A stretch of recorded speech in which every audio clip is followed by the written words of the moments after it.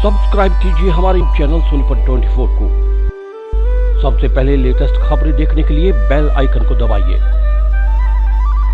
केंद्रीय राज्य मंत्री राव इंद्रजीत सिंह ने सोनीपत रेलवे स्टेशन पर बीजेपी कार्यकर्ताओं के साथ वंदे भारत ट्रेन का स्वागत किया। इस मौके पर उन्होंने कहा कि वंदे भारत ट्रेन दिल्ली से चंडीगढ़ का सफर मात्र 3 घंटे में तय कर लेगी और 180 किलोमीटर प्रति घंटे की रफ्तार से दौड़ेगी। उन्होंने कहा कि हिमाचल, हरियाणा और दिल्ली के लिए ये एक बड़ी सौगात है। वहीं उन्होंने मंडी आदमपुर चुनाव पर बोलते हुए कहा कि जो पार्टी सत्ता में होती है, चुनाव उसी के पक्ष में जाता है। उन्होंने कहा कि बेशक बिश्नोई परिवार ने कांग्रेस छोड़कर बीजेपी ज्वाइन कर ली, लेकिन बीजेपी के सभी कार्यकर्ता और नेता जिनकी ड्यूटी चुनाव में लगेगी, वो पार्टी को जिताने के लिए प्रयास करेंगे। वहीं जननायक जनता पार्टी की अनदेखी के सवाल पर उन्होंने कहा कि जननायक जनता पार्टी हमारा साथ कभी नहीं छोड़ेगी। वहीं उन्होंने आम आदमी पार्टी पर निशाना साधते हुए कहा कि आम आदमी पार्टी आगामी चुनाव में अपना असर नहीं छोड़ पाएगी, क्योंकि प्रधानमंत्री नरेंद्र मोदी जैसे नेता का साथ कोई भी राज्य और देश नहीं छोड़ने वाला। वहीं तीसरे मोर्चे पर उन्होंने कहा कि यह फैसला जनता पर निर्भर है कि कौन किसे चुनेगा। वहीं एक बार फिर राव इंद्रजीत सिंह ने कहा कि अहिरवाल क्षेत्र की अच्छी खासी भागीदारी राजनीति में होती है, लेकिन उसके बाद भी उस क्षेत्र को तवज्जो नहीं दी जा रही। इसको लेकर वो हमेशा आवाज उठाते रहेंगे। सोनीपत 24 के लिए रमेश कुमार की रिपोर्ट। भारत की कितनी बड़ी सौगात है।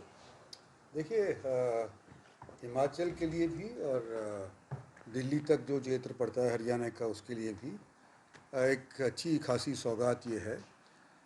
चंडीगढ़ के अंदर जब शताब्दी चालू हुई थी तो लोग बड़े खुश हुए थे, लेकिन शताब्दी आज के दिन लोगों की नफरी पूरा नहीं कर पा रही है। और ये वंदे भारत जो ट्रेन चलाई है, उससे आधा घंटा चंडीगढ़ और दिल्ली के बीच में काट रही है। तो एक्सप्रेस ट्रेन है, 180 की स्पीड तक ये जा सकती है।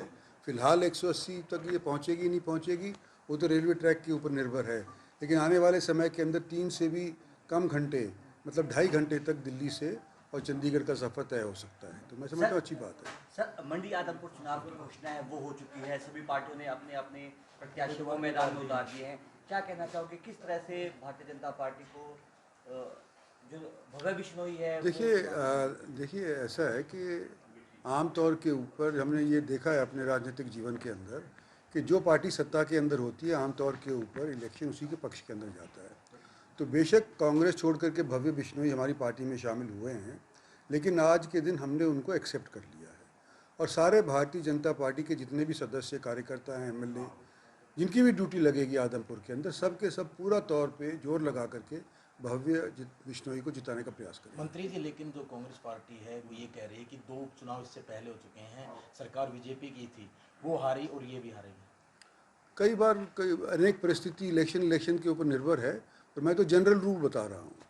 कई बार ऐसी होती है कि टिकट गलत बट जाती हैं, तो कई चीज़ें ऐसी हो जाती हैं जिसकी वजह से हालांकि पार्टी सत्ता के अंदर फिर भी हार जाती है, लेकिन यहाँ पर मैं समझता हूँ कि हमारी सीट बीजेपी के पक्ष में आ जाएगी। मंत्री जी, जननायक जनता पार्टी के साथ अब गठबंधन में सरकार है, वो हरियाणा में चला रहे हो, लेकिन एक पोस्टर वार है, उसको लेकर एक बड़ा विवाद हो रहा है। जननायक जनता पार्टी के नेताओं के पोस्टर हैं वो आदमपुर में दिखाई नहीं दे रहे हैं, लेकिन वो बार बैठ के कर रहे हैं, लेकिन वो कोई फैसला नहीं ले पा रहे हैं कि हम भव्य बिश्नोई को सपोर्ट करेंगे, अपना प्रत्याशी उतारेंगे। ये तो वो तो खैर वो अपने तौर के ऊपर अपना फैसला हमारे को उजागर करके बताएंगे।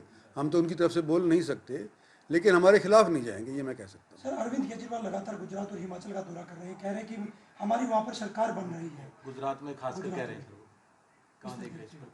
देखो, जो अगर उम्मीद नहीं रखता वो इलेक्शन में क्यों जाएगा? तो उम्मीद तो हर एक को होती है, लेकिन जहाँ से हमारे प्रधानमंत्री हों, जहाँ से पिछले कई दशकों से हमारी पार्टी सत्तासीन रही हो, जहाँ पर पहली बार आम आदमी पार्टी वहाँ प्रवेश कर रही हो, तो मेरे को नहीं लगता कि उनकी उम्मीदों के ऊपर कोई खास परिवर्तन होगा। मेरे ख्याल से बीजेपी तीसरे गठबंधन की बातचीत है, वो आजकल सुर्खियों में है। वो ये कह रहे हैं कि तीसरा मोर्चा तैयार कर रहे हैं और वही सरकार बनाएगा। वो तो मैं कहना कि इलेक्शन जब आते हैं तो हर एक आदमी ये उम्मीद करता है कि हम सत्तासीन हो जाएंगे। अब वो जनता के ऊपर फैसला है, जनता किसको चुनेगी वो देखा जाएगा। सर, हर बार हाईरवाल बेल्ट को लेकर मुद्दा उठाते हो कि हाईरवाल बेल्ट की अनदेखी होती है, जो भी सरकार हरियाणा में बनती है उसको किस तरह?